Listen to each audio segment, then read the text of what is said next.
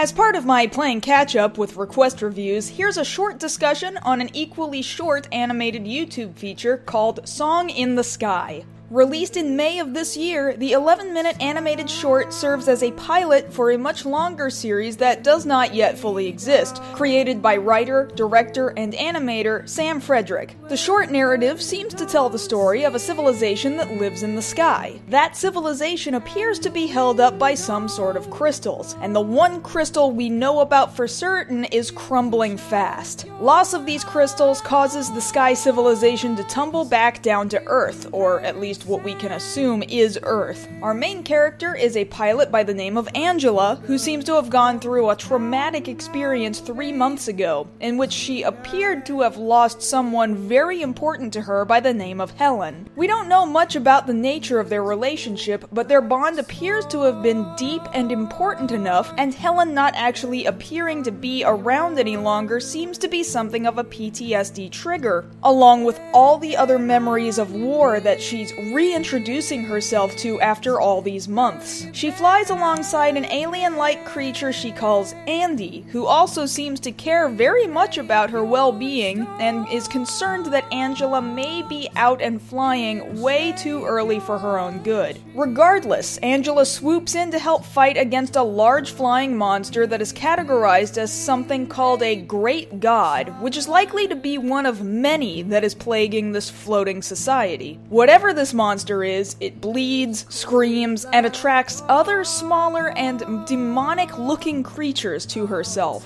The fight is intense and shows itself to be a true threat to the society, all while Angela is struggling to keep her head on straight and do her job to defend their civilization. Although short, and although the animation is in many ways very simplistic, it does exactly what it needs to do in order to give us the bare minimum to understand this world. It teases many possibilities about what the society could possibly be, what these monsters are that threaten their way of life, and makes us question what really lays down on the earth below, if anything. You don't often see web animations deal with issues like trauma and PTSD in this sort of nature, and the possibility of what may or may not have been an LGBT relationship being presented in such a sensitive manner is one that I think we need to see and is worth looking at. The soundtrack serves the mood and pace of battle well, and the title song, In the Summer Breeze, also written by animator Sam Frederick, is hauntingly melancholy.